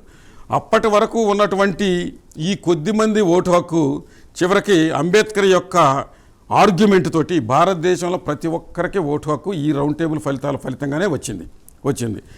అయితే ఈ సమావేశాల్లో మొదటి సమావేశాల్లో కాంగ్రెస్ బహిష్కరించింది. ఇంతకుముందే చెప్పుకున్నాం కదా, గాంధీ గారు వారి టీం ఎవరు రాలేదు. అంబేద్కర్ మాత్రం ఆయన అనుచరులతోటి ఇప్పుడు మనం చెప్పుకున్నటువంటి పాయింట్ని తన ఆర్గ్యుమెంట్గా చెప్పాడు. సో ఇక్కడ చూడండి, ఇప్పటివరకు చెప్పుకున్న పాయింట్ ఇది. నిమ్న కులాలకు జరిగే అత్యాచారాలు, అరాచకాలు రాజకీయ అధికారంతోనే అంతరిస్తాయి కనుక తమకు ఓటు హక్కు ప్రత్యేక నియోజకవర్గాలు కావాలని అంబేద్కర్ డిమాండ్ చేయడం జరిగింది. ఇక్కడ నిమ్న కులాలంటే అంటరాని కులాలు, ఇతర కులాలు కూడా వస్తాయన్నమాట. సో అలాగే ఈ ప్రత్యేక హక్కుల డిమాండు కోసం మళ్ళీ ఏమైంది, రెండో రౌండ్ టేబుల్ సమావేశం అంటే ఒకసారి అవ్వాల సమస్య. మళ్ళీ 1931 సెప్టెంబర్ 7న రెండో రౌండ్ టేబుల్ సమావేశం ప్రారంభమైంది. అప్పుడు గాంధీ గారు వచ్చేసారు. ఎందుకంటే ఫస్ట్ రౌండ్ టేబుల్ సమావేశంలో అంబేద్కర్, ఇక్కడ చూడండి, ఇక్కడ గాంధీ గారు ఉన్నారు రెండో రౌండ్ టేబుల్ సమావేశంలో, అలాగే అంబేద్కర్ ఉన్నాడు, ఇంకా మిగిలిన పెద్దలందరూ కూడా ఉన్నారు. అలాంటి ఈ రౌండ్ టేబుల్ సమావేశానికి రెండవసారి జరిగినప్పుడు మొదటి రౌండ్ టేబుల్ సమావేశంలో అంబేద్కర్ లేవనెత్తినటువంటి అంశాలు ఈ ఇబ్బందికరంగా ఉండి గాంధీ గారు రెండో రౌండ్ టేబుల్ సమావేశానికి హాజరవడం జరిగింది. సో ఆయన ఏం చెప్పేటప్పుడు, విద్యావంతులకి మాత్రమే ఓటు హక్కు ఉండాలని కాంగ్రెస్ పార్టీ తరఫున పటేల్, నెహ్రూలు కూడా వాదించారు. అంటే అందరికీ ఓటు హక్కు అవసరం లేదనేది ఆ రోజు డిస్కషన్ జరిగింది. సో అయితే నిమ్న వర్గాలతో పాటు మైనార్టీలు కూడా ప్రత్యేక నియోజకవర్గాలు కావాలని జిన్నా కూడా అడిగాడు. జిన్నా అంటే ముస్లింలు కూడా ప్రత్యేక నియోజకవర్గాలు. అంటే ఇక్కడ చూడండి, కేవలం మనువాదాన్ని అనుసరిస్తున్నటువంటి, అంటే కుల వ్యవస్థని బాగా పెంచి పోషిస్తున్నటువంటి బ్రాహ్మణ, క్షత్రియ, మార్వాడి ఇలాంటి వాళ్ళని మినహాయిస్తే మిగిలిన వాళ్ళు ఆల్మోస్ట్ ఈ నిమ్న వర్గాల పరిస్థితుల్లోనే ఉన్నారనమాట. అందరికీ ప్రత్యేక నియోజకవర్గాలు కావాలని అడిగినటువంటి వాళ్ళు ఉన్నారు. దానిలో ముస్లింలు కూడా వాళ్ళ తరఫున జిన్నా కూడా అడిగాడు. ఈ నేపథ్యంలో వెనుకబడిన తరగతులు కూడా ప్రత్యేక నియోజకవర్గాలు కావాలని అంబేద్కర్ డిమాండ్ చేయడం జరిగింది. వెనుకబడిన తరగతులు అంటే డిప్రెస్డ్ క్లాసెస్లో ఒక భాగం. అయితే దాన్ని గాంధీ గారు వ్యతిరేకించారు. ఏ రకంగా వ్యతిరేకించాడంటే, ఆయన ఒంటరాని కులాలకు మాత్రమే అంబేద్కర్ నాయకుడు, బీసీలకు కాదని, వారు తన వెంటే ఉన్నారని రౌండ్ టేబుల్ సమావేశంలో గాంధీ వాదించాడు. సో స్వాతంత్ర్యం అనంతరం బీసీలకు రిజర్వేషను, ఇతర సౌకర్యాలు కల్పిస్తానని గాంధీ బీసీలను ఒప్పించాడు. దానికి అనుబంధంగా, లేకపోతే దానికి ఒక ప్రూఫ్గా ఏం చేశాడు, జడే జవల్కర్ అని ఒక నాయకుడు మహారాష్ట్ర నుంచి వాళ్ళ ద్వారా కొన్ని టెలిగ్రాములు పంపించుకుంటూ గాంధీనే తమ నాయకుడు, మా నాయకుడు అని రామ్సే మెక్డొనాల్డ్కి టెలిగ్రాములు ఇప్పించుకున్నాడు గాంధీ గారు. దాంతో ఏమైపోయిందంటే, ఇక్కడ ఈ వెనుకబడిన తరగతులు బ్రేక్ అయిపోయినారు. సో దాంతో 1932 ఆగస్టు 16న అందరికీ ఓటు హక్కుతో పాటు కేవలం అంటరాని కులాలకు మాత్రమే ప్రత్యేక నియోజకవర్గాలు ప్రకటించబడినాయి. దాన్నే కమ్యూనల్ అవార్డు అంటాం మనం. సో కమ్యూనల్ అవార్డు తర్వాత అది ఎప్పుడు 1932 ఆగస్టు 16న మనకు వచ్చింది. యాక్చువల్గా ఈ డాక్యుమెంటు ఆగస్టు 4వ తారీఖున రామ్సే మెక్డొనాల్డ్ సంతకంతో తయారైంది. ఆ తర్వాత అది ఓపెన్ అయింది ఆగస్టు 16న. ఆ తదనంతరం ఏమైంది, ఈ ప్రత్యేక నియోజకవర్గాల ద్వారా ఎస్సీలు, అంటే అప్పటికి ఎస్సీలు కాకపోయినప్పటికీ కూడా అంటరాని కులాలు వాళ్ళ ప్రతినిధుల్ని వాళ్ళే ఓట్లు వేసుకొని వాళ్ళే గెలిపించుకుంటారు. కాబట్టి దీన్ని పూర్తిగా గాంధీ ఏమాత్రం ఇష్టం లేకుండా ఆయన పూనా ఎర్రవాడ జైల్లో నిరాహార దీక్ష చేశాడు. ఆ నిరాహార దీక్ష ఫలితంగానే పూనా ఒడంబడిక జరిగింది. అది సపరేట్ సబ్జెక్టు, అది మళ్ళీ వేరే చెప్పుకుందాం. ఆ పూనా ఒడంబడిక ద్వారానే మనం ప్రత్యేక నియోజకవర్గాలు, అంటరాని కులాలకు ఉన్నటువంటి ప్రత్యేక నియోజకవర్గాలు ఎవరైతే రామ్సే మెక్డొనాల్డ్ ఇచ్చాడో అవన్నీ కోల్పోవడం జరిగింది. అదొక సపరేట్ స్టోరీ, దాన్ని మళ్ళీ చెప్పుకుందాం. సో మొత్తానికి సెప్టెంబర్ 24న 1932 ప్రత్యేక నియోజకవర్గాలు అనేవి రామ్సే మెక్డొనాల్డ్ ఇచ్చినవి వెళ్ళిపోయినాయి. అంటే సరిగ్గా 10 రోజులు తిరగకుండానే వాటిని కోల్పోవడం జరిగింది. సో ఈ రకంగా ఆ రోజునే కాన్షీరామ్ గారు చెంచా యుగం ప్రారంభమైందని కాన్షీరామ్ ప్రకటించారు. ఏది సెప్టెంబర్ 24, 1932లో జరిగినటువంటి పూనా ఒడంబడిక ద్వారా మనం కోల్పోయినటువంటి ప్రత్యేక నియోజకవర్గ హక్కు ఏదైతే ఉందో అది ఎప్పుడైతే కోల్పోయామో ఆ రోజే మనకు చెంచాలు తయారయ్యారు. దాన్నే చెంచా యుగం ప్రారంభ యుగంగా కాన్షీరామ్ గారు పేర్కొన్నారు. సో మిత్రులారా, ఇక రాజ్యాంగం, ఇక స్వాతంత్రం వచ్చేసింది. స్వాతంత్రం వచ్చిన తర్వాత స్వాతంత్ర్య అనంతరం చౌదరి బ్రహ్మప్రకాష్ శుక్లా నాయకత్వంలో బీసీలంతా కలిసి తమ రిజర్వేషన్స్ గురించి గాంధీని అడిగారు. నువ్వు అప్పుడు వద్దన్నావు కాబట్టి మేము ఆగాము మీకోసం, సో ఇప్పుడు మాకు ఇవ్వండి రిజర్వేషన్లు అని గాంధీ గారిని అడిగారు. అయితే అది తాత్సారం జరిగి చివరికి గాంధీ గారు వెనుకబడిన వర్గాలకు ఇచ్చిన హామీ నిలుపుకోలేకపోయారు. కారణం ఏంటంటే ఇద్దాం అనుకుని ఉండొచ్చేమో బహుశా, కానీ ఆయన 1848 జనవరి 30న హిందూ మతోన్మాదానికంటే ఆర్ఎస్ఎస్ నాయకుల ద్వారా బలి కావడంతో సమస్య కొలిక్కి రాలేదు. ఇంకా ఆయన చనిపోయాడు, అది అటకెక్కింది ఆ సమస్య. అలాగే 1950 జనవరి 26 నుండి రాజ్యాంగం అమల్లోకి వచ్చింది. రాజ్యాంగం అమల్లోకి వచ్చినప్పుడు రెండవ గవర్నమెంట్ ఆఫ్ ఇండియా యాక్ట్లో ఎస్సీ ఎస్టీలుగా నమోదైనటువంటి వారికి జనాభా లెక్కలు క్లియర్గా ఉన్నాయి. కాబట్టి ఆ రోజున ఆ రాజ్యాంగంలో వాళ్ళకి రిజర్వేషన్ క్లారిటీ ఇచ్చేశారు. 15% ఎస్సీలకి, 7.5% ఎస్టీలు ఉన్నారు. కాబట్టి రాజ్యాంగంలో పొందుపరచడం జరిగింది ఆర్టికల్ 15 ద్వారా. అయితే బీసీలకి రిజర్వేషన్లు ఇవ్వడానికి జనాభా లెక్కలు లేవనేది ఒక కారణం అయిపోయింది. ఎందుకు జనాభా లెక్కలు లేవు? 1931లో బ్రిటిష్ వాళ్ళు చేశారు తప్ప ఆ తర్వాత ఆ లెక్కలు లేవు. అవన్నీ కోల్పోవడం లేకుండా ఉన్నాయి. అంటే కంటిన్యూషన్ జరగకపోయేసరికి వాళ్ళకేం చేశారు, అంబేద్కర్ ఇక్కడ 340 అధికరణ ఒకటి రాజ్యాంగంలో చేర్చడం జరిగింది రాజ్యాంగంలో. దాని ద్వారా బీసీలకు రిజర్వేషన్లు, ఇతర సౌకర్యాల నిమిత్తం కమిషన్ వేసేందుకు అవకాశం కలిగింది. ఏది రాజ్యాంగంలో ఆ హక్కు, ఆ అధికరణం ద్వారా. అయితే ఇక్కడ మధ్యలో ఒక చిన్న బ్రేక్ ఆ రాజ్యాంగం అమలుకి. పెరియార్ పోరాటం ఇక్కడ ఒక చాలా చెప్పుకోదగినటువంటి ప్రధానమైనటువంటి అంశం. ఇక్కడ ఏంటంటే ఇంతకుముందే మనం చెప్పుకున్నట్టు మద్రాసు ప్రొవిన్స్లో 1921, 22, 27లో 3 జీవోల ద్వారా తమిళనాడులో రిజర్వేషన్లు 84% వచ్చాయని మనం అనుకున్నాం కదా. ఆ రిజర్వేషన్లకు వ్యతిరేకంగా చెంపకాయ దొరై రాజన్ అనే ఒక బ్రాహ్మణ స్త్రీ, ఒక అమ్మాయి, ఒక విద్యార్థిని ఈ రిజర్వేషన్లకు వ్యతిరేకంగా మద్రాస్ హైకోర్టుని అప్రోచ్ అవ్వడం జరిగింది. మద్రాస్ హైకోర్టు రిజర్వేషన్ కొట్టేసింది. ఆ తర్వాత ఏమైంది, రిజర్వేషన్ల అనుకూలంగా ఈ జస్టిస్ పార్టీ సుప్రీంకోర్టును అప్రోచ్ అయింది. సుప్రీంకోర్టులో మళ్ళీ ఈ చెంపకం దొరై రాజన్ అనే విద్యార్థికి అనుకూలంగా ఎవరు వాదించారంటే అల్లాడు కుప్పుస్వామి వాదించినాడు. ఈ అల్లాడు కుప్పుస్వామి ఎవరో తెలిసిన రాజ్యాంగ కమిటీలో ఈయన ఒక మెంబరు. అంటే రాజ్యాంగ కమిటీలో మెంబరుగా ఉండి ఆయన సమక్షంలోనే రిజర్వేషన్ల యొక్క సిస్టమ్ అంతా ఏర్పాటు చేసితే అదే అల్లాడి కుప్పుస్వామి రిజర్వేషన్లకు వ్యతిరేకంగా, ముఖ్యంగా ఇక్కడ ఈ చెంపకం అనే ఒక బ్రాహ్మణ విద్యార్థినికి అనుకూలంగా బీసీలకు వ్యతిరేకంగా మొట్టమొదట సుప్రీంకోర్టులో పోరాటం చేసిన మహానుభావుడు అల్లాడి కుప్పుస్వామి, బ్రాహ్మణుడు. సో సుప్రీంకోర్టు ఏం చేసింది, అక్కడ కూడా కొట్టేసేసింది, చెంపకం విద్యార్థినికే అనుకూలంగా ఇచ్చేసింది. సో తమిళనాడు ఇచ్చినటువంటి 84% రిజర్వేషన్లు ఒక్కసారిగా కుప్పకూలిపోయాయి. అప్పుడు జరిగిన సమస్య ఏంటంటే పెరియార్ రామస్వామి నాయకత్వంలో ద్రవిడ నాడు ఉద్యమం తమిళనాడులో భయంకరంగా జరిగి అట్టుడికి పోయింది తమిళనాడు. ఎందుకంటే కంప్లీట్గా తమిళనాడుకి వ్యతిరేకంగా ప్రభుత్వాలు ఉన్నాయనే ఉద్దేశంతో ఈ కోర్టులు కూడా తమిళనాడును పట్టించుకోలేదు, మా యొక్క హక్కులన్నీ కూడా దెబ్బతీశారనే ఉద్దేశంతో ద్రవిడ ఉద్యమం జరిగింది. ఆ ద్రవిడ ఉద్యమం పెరియార్ రామస్వామి నాయకత్వంలో జరిగింది. ఆ ఉద్యమాన్ని ఆసరాగా చేసుకొని డాక్టర్ బాబాసాహెబ్ అంబేద్కర్ అప్పుడున్నటువంటి ప్రభుత్వంలో ఆయన న్యాయశాఖ మంత్రిగా ఉండి ఆయన సమక్షంలో మళ్ళీ ఏం జరిగిందంటే మొట్టమొదటి రాజ్యాంగ సవరణ జరిగింది. ఆ ఆర్టికల్ 15(4) అనే ఒక క్లాజ్ని జోడించారు. దీని ఉద్దేశం ఏంటంటే యాక్చువల్గా ఇది పెరియారు ఉద్యమం బేస్గా వచ్చినటువంటి రాజ్యాంగ సవరణ. మొట్టమొదట తమిళనాడులో పెరియారు ఉద్యమం జరిగిన ఫలితం రాజ్యాంగ సవరణ మొదటిసారిగా జరిగింది. ఆ సవరణల ఆర్టికల్ 15ను సవరించి 4ని జోడించారు, క్లాజ్ 4ని. దీని యొక్క ఫలితం ఏంటి? ఇది ఆ రాజ్యాంగ సవరణ. జస్ట్ ఊరికే తెలియడం కోసం మీకు ఇక్కడ చేర్చడం జరిగింది. ఆ రాజ్యాంగ సవరణ ఇది. సో దీని యొక్క ఉద్దేశం ఏంటంటే బీసీలకి ఏ రాష్ట్రానికి ఆ రాష్ట్రం లెక్కల నిర్ణయం తీసుకొని, అంటే జనాభా లెక్కలు మీకు అందుబాటులో ఉన్నటువంటి సమాచారాన్ని దృష్టిలో పెట్టుకొని మీరే రిజర్వేషన్లు ఇచ్చుకోవచ్చు అనేది సింపుల్గా దీని యొక్క అర్థమవుతుంది.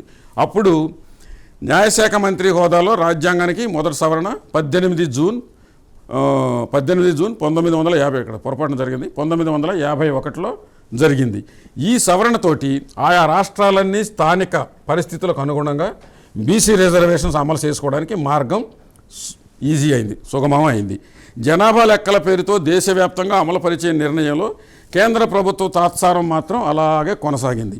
సో దీని ఫలితంగా ఏం జరిగిందంటే ఆంధ్రప్రదేశ్లో ఈ క్లాజ్ని దృష్టిలో పెట్టుకొని మొట్టమొదటగా దామోదరం సంజయ్ గారు ఈ రిజర్వేషన్లు ఇంప్లిమెంట్ చేయాలని బీసీలకి ఆయన ముఖ్యమంత్రిగా ఉన్నప్పుడు ప్రారంభిస్తే అది కాస్త ఇక్కడ ఉన్నటువంటి రెడ్డి పరిపాలనలో రెడ్లందరూ కలిసి దాన్ని తుంగలో దొక్కి చివరికి అది ఎప్పటికి వచ్చిందంటే 1972 కానీ ఇంప్లిమెంట్ కాల. ఏది ఈ బీసీల యొక్క రిజర్వేషన్లో అంటే మనకి మండల్ కమిషన్ కంటే ముందే ఆంధ్రప్రదేశ్లో 25% రిజర్వేషన్లు బీసీలకి ఎలా వచ్చాయంటే because of this clause and first రాజ్యాంగ సవరణ.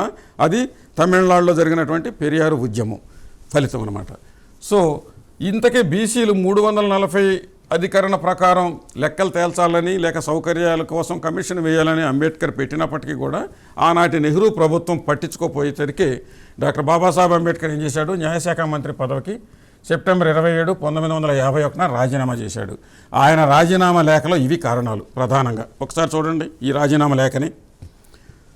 దాంట్లో ఒక ప్రధాన కారణం ఏంటంటే బీసీలకు రిజర్వేషన్లు కల్పించేందుకు కమిషన్ వేయడంలో తాత్సారం చేస్తున్నటువంటి ప్రభుత్వం. ఇదే దాని సారాంశం ఆయన ఇచ్చినటువంటి రాజీనామా లేఖలు. సో అంటే చాలామంది అంబేద్కర్ మాకేమీ చేయలేదని బీసీలు ఒక దురభిప్రాయాన్ని ఏర్పరచుకున్నారు. బట్ ఆయన రాజీనామా చేసిందే 4 కారణాలతోటి. ఆ కారణాల్లో ఒకటి బీసీలకి కమిషన్ వేయలేదని, 2 ఎస్సీ ఎస్టీల మీద అత్యాచారాలు నిరోధించలేకపోతుంది నెహ్రూ ప్రభుత్వం అని, 3 హిందూ కోడ్ బిల్లు అమలు చేయడానికి ఇష్టపడకుండా దాన్ని పక్కన పెట్టిందని, 4వది జమ్మూ కాశ్మీర్ సమస్యని పరిష్కరించలేదని. ఈ 4 కారణాలతోటి ఆయన రాజీనామా చేశాడు. ఆ రాజీనామా చేసిన తర్వాత 1952లో అప్పటికే ఎలక్షన్లు వచ్చేసాయి, జనరల్ ఎలక్షన్ ఫస్ట్. ఇక బీసీలంతా కలిసి అనేక సార్లు అప్పటి ప్రధాని నెహ్రూపై ఒత్తిడి తేవడంతో అంబేద్కర్ రాజీనామాతో నెహ్రూ మీద ఒత్తిడి పెరిగింది. ఓ పక్క అంబేద్కర్ రాజీనామా, మరో పక్క బీసీల యొక్క ఒత్తిడి, ఇదంతా కలిసి చివరికి ఆయన 1957 సో జనవరి 20వ తారీఖున 11 మంది సభ్యులతో కాకా కలేల్కర్ కమిషన్ వేయడం జరిగింది. ఈ కాకా కలేల్కర్ మార్చి 30, 1955 నాడు రిపోర్టుని రాష్ట్రపతి డాక్టర్ రాజేంద్ర ప్రసాద్కి సమర్పించాడు. అయితే ఏడొక కుట్ర జరిగింది మళ్ళీ. సో ఆయన ఇచ్చిన రిపోర్ట్లు ఏంటి? 2399 బీసీ కులాలు ఉన్నాయని, వాళ్ళు 32% మంది ఉన్నారని రిపోర్ట్లో పేర్కొన్నాడు. కానీ ఈ రిపోర్టు ఒక రకంగా అసంపూర్తిది అయినప్పటికీ కూడా దాన్ని ఆర్థిక అభివృద్ధికి అనేక సూచనలు చేసినటువంటి ప్రాధాన్యత ఉన్నటువంటి రిపోర్టు కాకా కలేల్కర్ది. అయితే ఆయన ఇంకొక సలహా ఇచ్చినాడు. కనీసం అంటే 1955లో రిపోర్ట్ ఇచ్చాడు, 1957లో వీలైతే, లేదంటే రాబోయే జనాభా లెక్కలు 1961లో ఎట్టి పరిస్థితుల్లో జరుగుతాయి కాబట్టి దానిలోనైనా సరే బీసీల లెక్కలు తేల్చాలని ఒక సూచన చేసినాడు. అయితే అందరూ దాన్ని వ్యతిరేకించినారు ఆనాటి పెద్దలు. ముఖ్యంగా రాజేంద్ర ప్రసాద్ ఏం చేశాడంటే, అంటే రాష్ట్రపతి నాటి ప్రధానికి ఒక రహస్యమైన లేఖ రాశాడు, కాన్ఫిడెన్షియల్ లెటర్. దాని ఉద్దేశం ఏంటి? కాకా కలేల్కర్ కమిషన్ రిపోర్టుని తిరస్కరించు. అది దీన్ని ఎవరు బయటపెట్టారు? డాక్టర్ వాల్మీకి చౌదరి బయటపెట్టాడు. అలాగే నెహ్రూ దాంతో ఏం చేశాడు? నెహ్రూ ఖలేల్కర్ని పార్లమెంటు సెంట్రల్ హాల్కి పిలిపించుకొని తీవ్రంగా మందలించాడు. తీవ్రంగా మందలించడం అంటే తిట్టడమే. ఎవడు సమర్పించమన్నాడు నిన్ను? ఈ రిపోర్ట్లో నీకు ఈ సలహాలు ఎవడు ఇవ్వమన్నాడు? లేకపోతే 1961లోనో లేకపోతే 1957లోనో జనాభా లెక్కలు తీయమని నీకు ఎవరు చెప్పారు అనే ఉద్దేశంతో నెహ్రూ గారు పాపం ఆయన్ని తీవ్రంగా మందలించడంతో ఆయన ఏం చేశాడు? బాధతోటి 31 పేజీల లెటర్ రాసి ఈ సిఫార్సుల్ని నేను బీసీల ప్రయోజనాలు కాపాడలేవని నిర్ధారణకు వచ్చాను అని తనకు తానే ఒప్పుకున్నట్టుగా చేసి ఒక లెటరు నెహ్రూ గారికి సమర్పించాడు. ఆ లెటర్ని కేసీ యాదవ్ అనేట ఆయన బయటపెట్టినాడు. ఇది అంటే ఈ చరిత్రలో అధికారంలో ఉన్నటువంటి ఒక ప్రధానమంత్రి, అలాగే నాటి పరిపాలనలో ప్రథమ వ్యక్తి అయినటువంటి ఒక రాష్ట్రపతి బీసీలకు ఏ రకంగా అన్యాయం చేయడానికి ఈ ఉదంతం ఒకటి కారణం. కాకా కలేల్కర్ కమిషన్ వాళ్ళు వేయటం కానీ, దాన్ని తిరస్కరించడం కానీ, రహస్యంగా లేఖలు రాసుకోవడం కానీ ఇదే పెద్ద ఎగ్జాంపుల్. మరొక భయంకరమైన విషయం ఏంటంటే రిజర్వేషన్ను వ్యతిరేకిస్తూ అప్పటి ముఖ్యమంత్రులందరికీ నెహ్రూ ప్రధాని హోదాలో ఒక కాన్ఫిడెన్షియల్ లెటర్ రాశాడు. ఆ లెటర్ సారాంశం ఏంటంటే మీరెవరో కూడా ఈ రిజర్వేషన్ జోలికి పోకండి అని ఒక రహస్య లేఖను పార్లమెంట్లో రాశాడు. ఆ లేఖని చరణ్ సింగ్ ప్రైమ్ మినిస్టర్ అయినప్పుడు 1979లో పార్లమెంట్లో బయటపెట్టాడు. అంటే ఇది బయటపెట్టడానికి ఎప్పుడు జరిగింది? మళ్ళీ 55లో జరిగిన సంఘటనని 79లో చరణ్ సింగ్ ప్రైమ్ మినిస్టర్ అయితే కానీ అది బయటికి రాల. దీని తర్వాత అంటే బీసీలకు జరిగినటువంటి అన్యాయాలు ఒక చోట కాదు, అనేక చోట్ల అనడానికి ఇవన్నీ ఎగ్జాంపుల్. ఆ తర్వాత ఏం జరిగిందంటే బీసీకి రిజర్వేషన్లు కల్పిస్తామని జనతా పార్టీ 1977లో ఎమర్జెన్సీ అయిపోయిన తర్వాత, అంటే జనతా పార్టీ అధికారంలోకి వచ్చింది, ఎమర్జెన్సీ క్లోజ్ అయిపోయింది. ఎమర్జెన్సీ క్లోజ్ అయ్యి జనతా పార్టీ అధికారంలోకి రావడంతోనే మేము రిజర్వేషన్ కల్పిస్తామని అధికారంలోకి రావడం జరిగింది. వాళ్ళు కూడా తాత్సారం చేయడం జరిగింది. తాత్సారం చేస్తూ మళ్ళీ ఏం చేశారు? దాన్ని తప్పించుకోవడం కోసం ఒక 5గురితో కమిషన్ వేశారు. అదే మండల్ కమిషన్. సో మళ్ళీ కమిషన్ వేశారు. కాకా కలేల్కర్ కమిషన్ బయటికి తీలా, ఇంకా అది అట్లా పోయింది. మళ్ళీ కమిషన్ వేశారు, మండల్ కమిషన్. డిసెంబర్ 20, 1978 వేశారు. ఆ తర్వాత ఆయన ఏం చేశాడు? డిసెంబర్ 31, 1988 రాష్ట్రపతికి మండల్ రిపోర్ట్ తయారు చేసి ఇచ్చేశాడు. అయితే దీన్ని మళ్ళీ అటకెక్కించేశారు. ఈయన మంచిగా లెక్కలు రాసినాడు. ఎవరు మన మండల్ ఒక చాలా పూర్తి 100% కాకపోయినా సమగ్రమైనటువంటి నివేదిక ఆయన ఇచ్చాడు. దాంట్లో 52% బీసీలు ఉన్నారు భారతదేశంలోని, 3743 కులాలు ఉన్నాయని ఈ లెక్కలు తేల్చేసి ఆయన రిపోర్ట్ ఇవ్వడం జరిగింది. అయితే ఏం జరిగింది? మళ్ళీ కాంగ్రెస్ పార్టీ జనతా గవర్నమెంట్ కూలిపోయింది. 79లో జనతా గవర్నమెంట్ కూలిపోయింది. 80లో మళ్ళీ ఎలక్షన్ జరిగినాయి. మళ్ళీ ఇందిరాగాంధీ అధికారంలోకి వచ్చింది. ఇందిరాగాంధీ అధికారంలోకి వచ్చిన తర్వాత మళ్ళీ బీసీల యొక్క ఒత్తిడి ప్రారంభమైంది. ఆ ఒత్తిడితోటి ఏం జరిగింది? మొత్తానికి ఏప్రిల్ 30వ తారీఖున 1982 కాంగ్రెస్ పార్టీ పార్లమెంట్లో ప్రవేశపెట్టింది. కానీ పార్లమెంటులో ఉన్నటువంటి బ్రాహ్మణ సమాజం లేకపోతే అగ్రకుల అనుకూల సమాజం మొత్తం దాన్ని వ్యతిరేకించి పక్కన పెట్టేశారు. మళ్ళీ పార్లమెంట్లో దాన్ని ఇందిరాగాంధీ నేతృత్వంలోనే పక్కన పడేశారు. సో ఆ రకంగా మళ్ళీ మొదటికి వచ్చింది సమస్య ఇది మండల్ కమిషన్ రిపోర్టు కూడా. ఇంకా అప్పుడు 1982లో ఈ సంఘటన జరిగింది. 1984 అక్టోబర్లో ఇందిరాగాంధీ చంపబడింది. తీవ్రవాదులు చంపేశారు. ఇక్కడ ఒక పాయింట్ ఉంది, ఇక్కడ మనం తెలుసుకోవాల్సినటువంటి పాయింట్. ఈ 1984లోనే బహుజన్ సమాజ్ పార్టీ ఏప్రిల్ 14వ తారీఖున పురుడు పోసుకుంది లేక పుట్టింది. అయితే ఈ పార్టీ 1989 వచ్చేసరికి పార్లమెంటు సభ్యులయ్యారు. ఆ సభ్యుల్లో మాయావతి ఇప్పుడు ఈ పార్టీని అధినాయకురాలుగా ఉన్నటువంటి వ్యక్తి, అధ్యక్షురాలుగా ఉన్నటువంటి ఈ పార్టీకి మాయావతి గారు అప్పుడు పార్లమెంటు మెంబర్గా ఉన్నారు. మరికొంతమంది మధ్యప్రదేశ్ నుంచి, పంజాబ్ నుంచి, ఉత్తరప్రదేశ్ నుంచి ఎన్నికయ్యారు. అలాగే ఉత్తరప్రదేశ్లో కూడా అప్పుడు సైమల్టేనియస్గా రాష్ట్ర ఎన్నికలు జరగడంతో చాలామంది ఎమ్మెల్యేలు అయ్యారు, చాలామంది సెకండ్ ప్లేస్లో కూడా వచ్చారు. అంటే దాంతో ఏమైపోయింది? బహుజన్ సమాజ్ పార్టీ 1989కి వచ్చేసరికి ఫోకస్లోకి వచ్చింది. ఆ 89కి వచ్చేసరికి ఏమైపోయింది? రాజీవ్ గాంధీ ప్రభుత్వం ఉండేది అప్పటిదాకా. ఇందిరాగాంధీ చనిపోవడంతోనే రాజీవ్ గాంధీ ప్రభుత్వం వచ్చింది. రాజీవ్ గాంధీ ప్రభుత్వం మళ్ళీ ఎలక్షన్లో రాజీవ్ గాంధీ పూర్తిగా బీసీ రిజర్వేషన్లు పక్కన పెట్టేశాడు. అసలు ఎవడో అడగలేదు, అడిగినా పట్టించుకోని పరిస్థితుల్లో ఆయన దాన్ని కంప్లీట్గా రిజర్వేషన్లకు వ్యతిరేకంగా బీసీ రిజర్వేషన్ల యొక్క మండల్ కమిషన్ని అటకెక్కించేశాడు. సో మొత్తానికి మళ్ళీ 89లో పడిపోవడంతో నేషనల్ ఫ్రంట్ అనేది ఒకటి అధికారంలోకి వచ్చింది.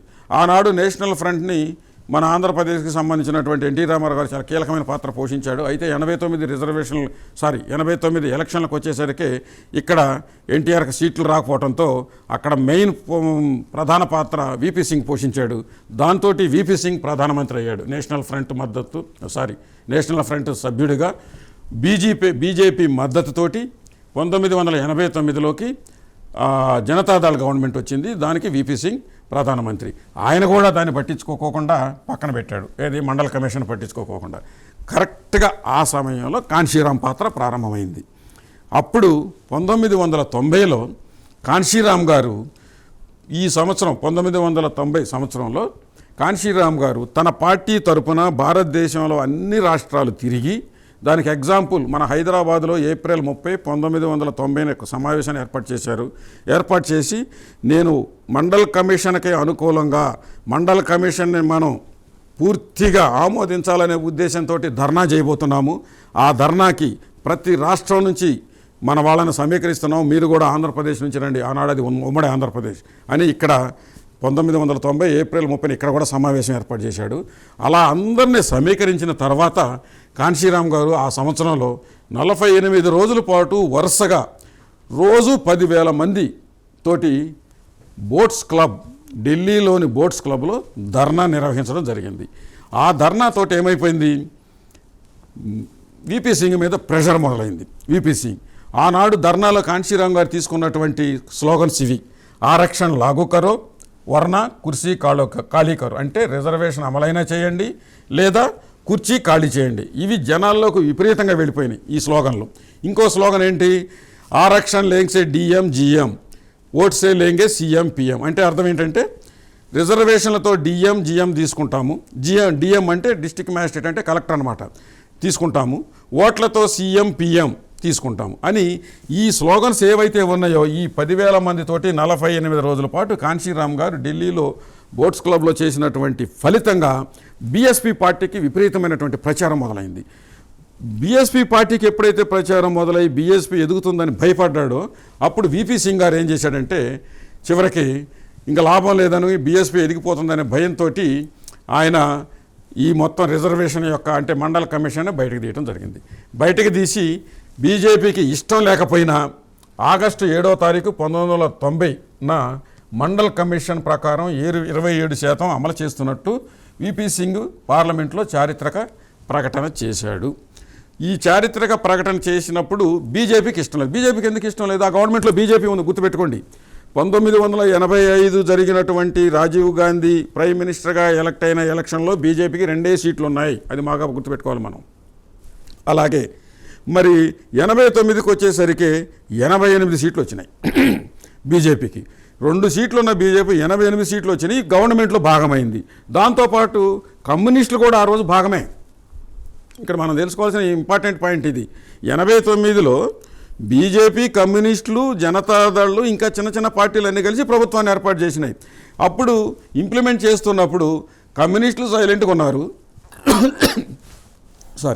అలాగే బీజేపీ ఇష్టం లేదు.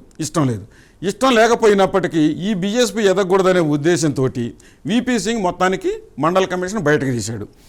మండల్కి వ్యతిరేకంగా అప్పుడేం జరిగింది, బీజేపీ వాళ్ళు ఎల్కే అద్వాన్ని రంగంలో పెట్టారు. ఆయన ఏం చేసినాడు, సోమనాథ్ టెంపుల్ దగ్గర నుంచి రథయాత్ర ప్రారంభించాడు. ఆ రథయాత్ర ఏంటి, రామ జన్మభూమి కోసం రథయాత్రని ప్రారంభించాడు. కానీ మండల్కి వ్యతిరేకంగానే దాన్ని ఆ రోజు అందరూ పేర్కొన్నారు. దానికి అందుకే మన వాళ్ళంతా కూడా దాన్ని ఆ రోజున అది మనకి మండల్కి వ్యతిరేకంగా కమండల ఉద్యమం బీజేపీ ప్రారంభించిందని ప్రచారమైంది. దాన్ని కమండల ఉద్యమమే. అప్పుడు గుజరాత్లోని ఇప్పుడు చెప్పాను ఆ రథయాత్ర ప్రారంభించాడు. ఈ రథయాత్ర శిలాన్యాస పేరుతో కరసేవకులు అంటే మండల వ్యతిరేకులు దేశమంతా రెచ్చిపోతున్నటువంటి సమయంలో యూపీ ముఖ్యమంత్రి వాళ్ళపై చర్యలు తీసుకోవడంతో ఆ సాకు చూపి బీజేపీ విపి సింగ్ ప్రభుత్వానికి మద్దతు సంహరించుకుంది. ఇది జరిగింది. సో బీజేపీ ప్రభుత్వంలో ఉంది. ఇక్కడ ఈయన మండల కమిషన్కి వ్యతిరేకంగా విపరీతమైనటువంటి ప్రచారంతో అద్వాని దూసుకెళ్తున్న సమయంలో యూపీలో ఆ రథయాత్రను బ్రేక్ చేసేసారు, ఆపేశాడు అప్పటి ముఖ్యమంత్రి. ఆపడంతో ఏం చేశారు, అదొక సాగ్గా చూపించేసి ప్రభుత్వానికి మేము మద్దతుని ఉపసంహరించుకుంటున్నామని జనతాదళ గవర్నమెంట్ అంటే అప్పుడు ప్రధానమంత్రి విపి సింగ్కి వ్యతిరేకంగా అవిశ్వాస తీర్మానం పెట్టి బీజేపీ అవిశ్వాస తీర్మానం పెట్టింది. అవిశ్వాస తీర్మానంలో ఆ రోజు జరిగిన చర్చలో మన రాజీవ్ గాంధీ గారు రిజర్వేషన్లకి వ్యతిరేకంగా 200 పైగా ప్రశ్నలు వేశాడు. అది ఆయన రిజర్వేషన్లకు ఆయన ఎంత బద్ధ వ్యతిరేక అనేదానికి ఇది ఒక పెద్ద ఎగ్జాంపుల్ అనమాట. 200 ప్రశ్నలు వేయటమే కాకుండా ఆనాడు రిజర్వేషన్ వ్యతిరేకంలో విధ్వంసం సృష్టిస్తూ ఉంటే సైలెంట్గా ఉన్న వాళ్ళలో ఈయన కూడా ఒక ఆయన. సైలెంట్ అంటే ఆ విధ్వంసం ఎలా జరిగింది, అప్పటికప్పుడు విద్యార్థులు రోడ్ల మీదకి వచ్చి బూట్లు తొడవటం, అలాగే రకరకాల అంటే ఒక రకంగా చెప్పాలంటే బీసీ కులాలు లేక షెడ్యూల్డ్ కులాలు చేస్తున్నటువంటి వృత్తుల్ని అవహేళన చేశారు. ఒకడు చెప్పులు దుడిసినట్టుగా నటించటం, ఇంకొకళ్ళు పేపర్లు అమ్ముతున్నట్టుగా, ఇంకొకళ్ళు నాగలు పట్టుకొని మోస్తున్నట్టుగా, ఇంకొకళ్ళు బిచ్చగాళ్ళలాగా, అంటే ఇవన్నీ కూడా ఈ కులాలని అవమానించడం కోసం విద్యార్థులు, అగ్రకుల విద్యార్థులు రకరకాల వేషాలతోటి మొత్తానికి ఆనాడు ఈ మండల్ కమిషన్ వ్యతిరేకిస్తే దాన్ని ఆనాటి మీడియా విపరీతంగా ఫోకస్ చేసింది. బికాజ్ మీడియా అంతా కూడా వాళ్ళ చేతుల్లో ఉంది కాబట్టి మొత్తం విపరీతంగా ఫోకస్ చేయడం జరిగింది. దాంతో అట్టుడికి పోయింది. ఒకవైపు మండల్ కమిషన్ వ్యతిరేకులు, ఇంకోవైపు మండల్ కమిషన్ అనుకూలరు. మండల్ కమిషన్కు అనుకూలరుగా అటు ఎస్సీలు, బీసీలు, ఇటు మండల్ కమిషన్కి వ్యతిరేకంగా మీడియా ప్లస్ ఈ అగ్రకులాల్లో ఉన్నటువంటి Rajiv Gandhi team, BJP team, అలాగే మిగిలిన వాళ్ళంతా సైలెంట్గా. దీంట్లో భాగంగా రాజీవ్ గోస్వామి అని ఒక విద్యార్థి మీద పెట్రోల్ పోసి ఢిల్లీ యూనివర్సిటీలో అతను చనిపోయినట్టుగా చిత్రీకరిస్తూ భయంకరమైనటువంటి ప్రచారం చేశారు, ఏది రిజర్వేషన్లకు వ్యతిరేకంగా. నిజానికి రాజీవ్ గోస్వామి చనిపోలేదు, ఇప్పటికే బతికే ఉన్నాడు. అంటే అంత తప్పుడు ప్రచారం చేసి మండల్ కమిషన్ని అణగదొక్కాలని విపరీతమైనటువంటి ఎవరికి తోచిన పద్ధతిలో వాళ్ళు బీసీలని అణిచివేశారు. సో ఓవరాల్గా ఆనాటి పరిస్థితుల్లో ఈ సమస్య సుప్రీంకోర్టుకి వెళ్ళింది. సుప్రీంకోర్టుకి వెళ్ళటానికి ముందు ఈ విపి సింగ్ ప్రభుత్వం పడిపోయింది. కారణం ఏంటంటే రాజీవ్ గాంధీ, బీజేపీ వీళ్ళంతా కూడా అవిశ్వాస తీర్మానం పెట్టి ఆయనకు వ్యతిరేకంగా ఓటేశారు. విపి సింగ్ పడిపోయాడు. విపి సింగ్ పడిపోయినాక సబ్జెక్టు సుప్రీంకోర్టుకి వెళ్ళింది. సుప్రీంకోర్టు చివరికి ఈ జరుగుతున్నటువంటి గొడవలన్నింటినీ దృష్టిలో పెట్టుకొని ఇక వాళ్ళు పూర్తిగా వ్యతిరేకించకుండా దానికి ఒక చిన్న కండిషన్ పెట్టేసి ఆర్థికంగా 4 లక్షలు ఉన్న వాళ్ళకు మాత్రం రిజర్వేషన్లు తీసుకోవచ్చు, అది కూడా 27% దాటకూడదు, అంటే 50% మించకూడదు. 50% అనే దానికి ఒక క్రైటీరియా ఏంటనేది వాళ్ళు చెప్పలేదు. 50% మాత్రం చాలు అనే పద్ధతిలో 50% మించకూడదని 27% రిజర్వేషన్లు ఇవ్వటానికి వాళ్ళు ఒప్పుకున్నారు. ఫుల్ బెంచి, ఏది 9 మందితో కూడినటువంటి ఫుల్ బెంచి. సో ఆనాడు ఇది ఎప్పుడు జరిగింది, 92 నవంబర్లో ఆ తీర్పు వచ్చింది. అయితే ఇది ఇంప్లిమెంట్ అయింది ఎప్పుడు, 1993 సంవత్సరం నుంచి ఇంప్లిమెంట్ అయింది. కానీ అది కూడా ఓన్లీ కేంద్ర సర్వీసులోనే అయింది, మళ్ళీ రాష్ట్రాలకు లేదు, అలాగే విద్యా సంస్థలకు కూడా లేదు. సో దాంతో ఏమైంది, కొన్ని విషయాల్లో మాత్రమే ఇది ఇంప్లిమెంట్ అయిందనమాట. ఆ తర్వాత మళ్ళీ విద్యా సంస్థల్లోకి ఈ రిజర్వేషన్లు అమలు జరగటానికి ఎన్ని సంవత్సరాలు పట్టిందంటే దాదాపుగా మళ్ళీ 15 సంవత్సరాలు పట్టింది. 2006లో విద్యా సంస్థల గురించి మళ్ళీ డిస్కషన్ జరిగింది. అది ఇంప్లిమెంట్ అయ్యేసరికి 2008 సంవత్సరం అయింది. సో మిత్రులారా, ఈ బీసీల సమస్య ఈనాటిది కాదనమాట, ఒక రోజున వచ్చింది కాదు. అన్ని రకాలుగా అందరూ ఎవరికి తోచిన పద్ధతిలో వాళ్ళు కొల్లబొడిచారు. మొత్తం 1930 నుంచి దీన్ని ఒక దశకు తీసుకురావడానికి ఇన్ని సంవత్సరాలు పట్టింది. ఇందులో కూడా పోరాడిన వాళ్ళు, దీనికోసం పోరాడినటువంటి మహాపురుషులు మొట్టమొదటి నుంచి మళ్ళీ మనం చెప్పుకుంటే మన చారిత్రక మహాపురుషులు, వాళ్ళ పోరాటం ఇదిగో చూడండి. మళ్ళీ ఒకసారి గుర్తు చేస్తున్నా, ఛత్రపతి సాహు మహారాజ్ మొట్టమొదటిగా రిజర్వేషన్ కాన్సెప్ట్ తీసుకొచ్చాడు. ఆ కాన్సెప్ట్తో పాటుగా దాన్ని దృష్టిలో పెట్టుకున్నటువంటి డాక్టర్ బాబాసాహెబ్ అంబేద్కర్ స్వాతంత్రానికి ముందు రౌండ్ టేబుల్ సమావేశాల్లో రిజర్వేషన్లు అడిగినాడు. ప్రత్యేక నియోజకవర్గాలంటే ఇట్స్ నథింగ్ బట్ రిజర్వేషన్స్, మన కులాలకి రిజర్వేషన్, దాన్ని అక్కడ అమలు కాకుండా అది చేశారు. అలాగే స్వతంత్రం వచ్చిన తర్వాత పెరియార్ రామస్వామి 1951లో ఆయన పోరాటం చేశాడు. ఆ పోరాట ఫలితంగానే మళ్ళీ ఒక్కసారి మనం మాట్లాడుకుంటే రాజ్యాంగ సవరణ జరిగింది.